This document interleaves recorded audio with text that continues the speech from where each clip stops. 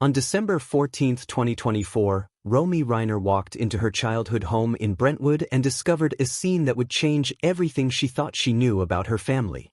What she found that afternoon, and what she's now revealing to the public, exposes a truth that nobody saw coming. Not the media, not the neighbors, and certainly not Romy herself. But before we get into what Romy just disclosed in her first major interview since that day, we need to understand exactly what happened in that house, and why her words are sending shockwaves through Hollywood right now. The Reiner family had always been considered one of those solid, grounded Hollywood families. Rob Reiner, the acclaimed director behind films like When Harry Met Sally and A Few Good Men, had built a reputation not just for his work, but for keeping his personal life relatively private. His daughter Romy had followed a similar path, staying largely out of the spotlight despite her famous last name. Their Brentwood home was the kind of place where family gatherings happened, where memories were made, where everything seemed safe and predictable. It was a sanctuary in a city that rarely offers such things. That sense of safety shattered completely on that December afternoon. Romy had been trying to reach her parents all day. Calls went straight to voicemail. Text messages sat unread. At first, she brushed it off. Maybe they were out running errands. Maybe their phones were on silent during a meeting. But as the hours passed, that nagging feeling grew stronger. Her father was religious about returning calls, especially from family. Her mother always had her phone within reach. By mid-afternoon, Romy had called 7 times. 7 times with no answer. Something felt wrong. The kind of wrong that sits in your stomach and won't go away. By late afternoon, she couldn't ignore it anymore. She grabbed her keys and drove to the house, her mind racing through possibilities. Maybe they were sick. Maybe there had been an accident. Maybe their phones had died simultaneously. She kept trying to convince herself it was something simple, something fixable. She arrived at the house around 4:30 p.m., just as the winter sun was starting to fade behind the California hills. The street was quiet, the way it usually was on weekday afternoons. The front door was unlocked. That alone was unusual. Her parents were careful about security, especially in a neighborhood that had seen its share of break-ins over the years. Rob had installed a state-of-the-art security system just 18 months earlier. They always locked the door, even when they were home. Romy pushed the door open and called out. No response. She stepped inside, and the silence felt heavy. Wrong. The kind of silence that makes your skin prickle. What she saw next would replay in her mind every single day since. Her father was lying near the entrance to the living room. The injuries were extensive. Violent. The kind of violence that speaks to rage, not just intent. Her mother was in the kitchen, just a few feet away, as if she had been trying to reach the phone when she fell. The scene was so horrific that Romy's brain couldn't fully process it at first. She stood there, frozen, trying to understand what she was looking at, trying to make sense of something that made no sense at all.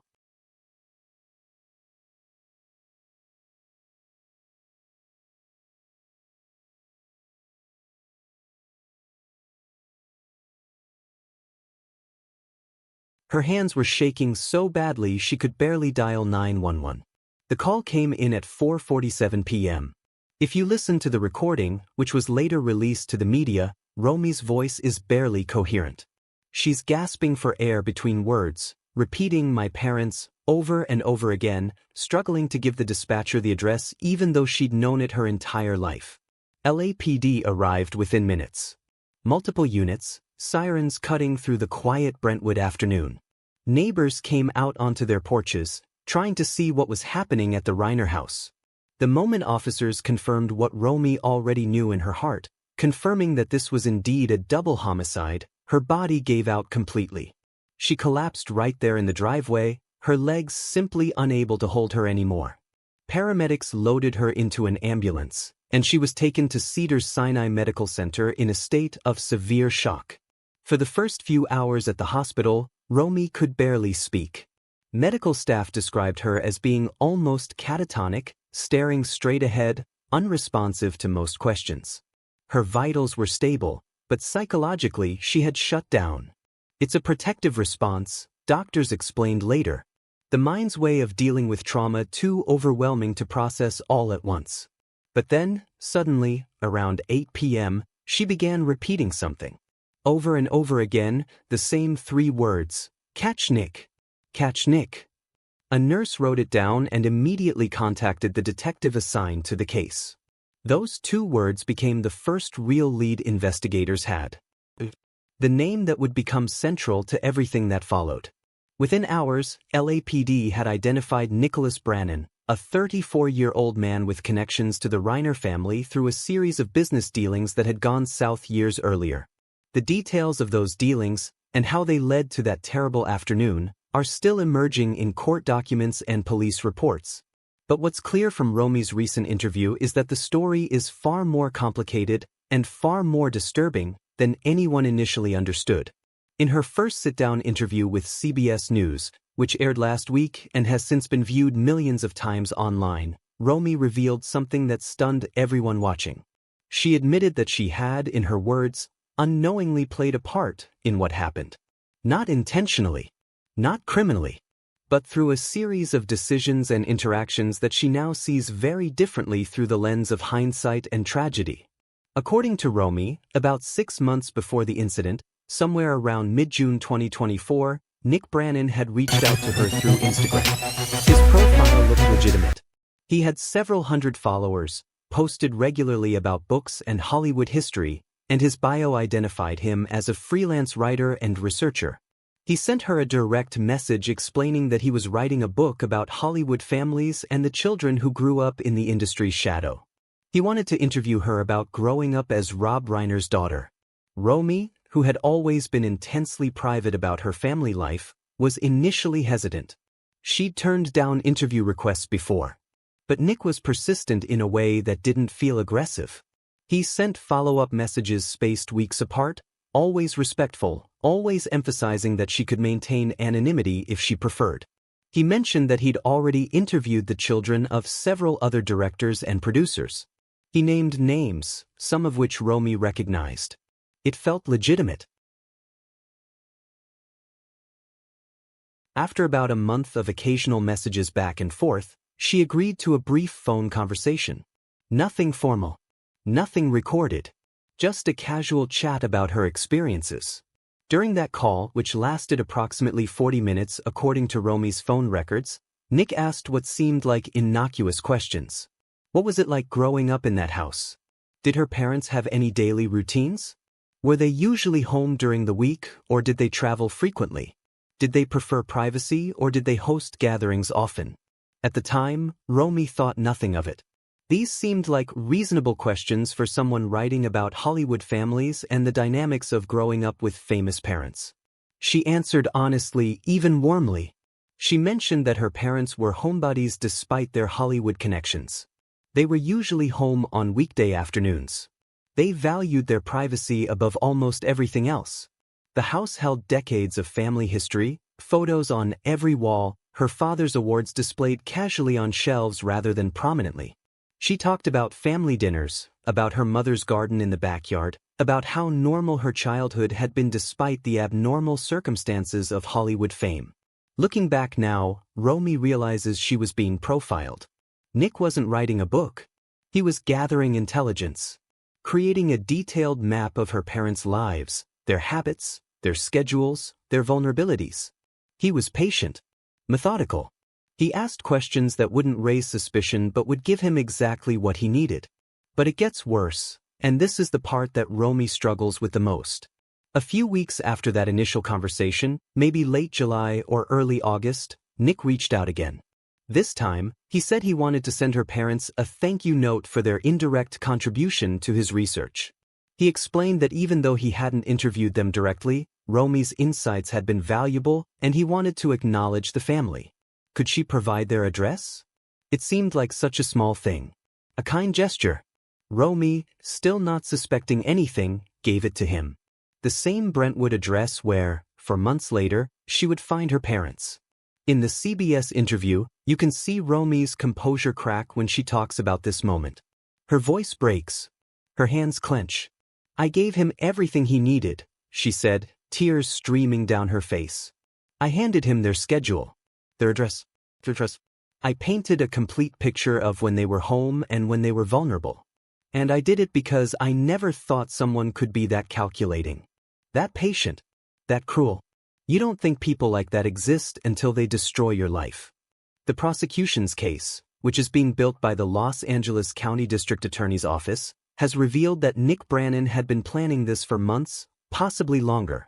Financial records subpoenaed during the investigation show he had gambling debts exceeding $200,000, most of it owed to underground betting operations that don't exactly accept payment plans. He was desperate, cornered, and he believed the Reiner family owed him money from a failed investment deal that Rob had allegedly backed out of 5 years earlier. The story, according to Nick's version, goes like this. Back in 2019, he claims he approached Rob Reiner with a screenplay idea. Rob allegedly expressed interest and suggested they form a small production partnership to develop it. Nick says he invested his own money into developing the project, hiring writers, securing options on source material. Then, according to him, Rob pulled out without warning, leaving Nick financially devastated. Nick claimed he was owed somewhere in the range of $180,000 for his investment.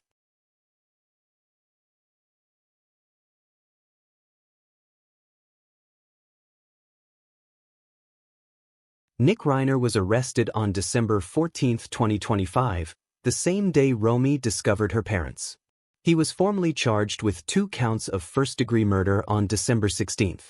His first court appearance came the following day, December 17, where he appeared before a judge but did not enter a plea. The courtroom was packed with media, family friends, and observers trying to understand how a son could allegedly commit such an act against his own parents. The arraignment, where Nick will formally enter his plea, has been postponed to January 7, 2026. His defense attorney has requested additional time to review the extensive evidence collected by prosecutors. No trial date has been set yet. That won't happen until after the arraignment, a preliminary hearing, and the lengthy pretrial proceedings that come with a case of this magnitude. Legal experts are predicting this case could take anywhere from 12 to 18 months before it actually goes to trial, meaning we likely won't see a jury verdict until sometime in 2027. The defense strategy remains unclear at this early stage. Some legal analysts have speculated that Nick's attorneys may pursue an insanity defense, arguing that he was experiencing a severe psychological break from reality. Others suggest they might challenge the evidence or argue diminished capacity. Whatever direction they choose, they're facing an uphill battle.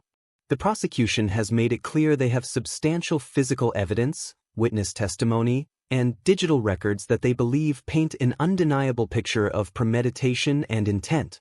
What makes this case particularly haunting is how ordinary it all seemed at the time. A phone call, a few questions, an address shared in good faith. None of it felt dangerous in the moment. None of it raised red flags. And that's exactly what Nick was counting on. He understood that people want to be helpful. He understood that most of us assume good intentions until proven otherwise. He weaponized basic human decency and the trust that exists within families. Romy ended her CBS interview with a warning that has resonated with millions of viewers. "We think we're safe because we're careful," she said, her voice steady despite the tears. But sometimes being careful isn't enough. Sometimes the threat comes dressed up as something harmless. Someone polite. Someone with a reasonable request. And by the time you realize what's happening, by the time you see the danger, it's already too late. I can't bring my parents back. I can't undo what happened. But if telling my story makes even one person think twice before sharing information, before trusting a stranger, then maybe something good can come from this. The coming weeks will be critical. The January 7th arraignment will give us our first real indication of how Nick plans to defend himself. Will he plead guilty? Not guilty? Will his attorneys argue mental illness or challenge the charges entirely? The answers to these questions will shape how this case unfolds over the next year or more. So what do you think? Could you have spotted the warning signs that Romy missed? In an age where we share so much about our lives online, where we're encouraged to be open and authentic, how do we balance being accessible with being cautious? How do we protect the people we love in a world where information can be weaponized?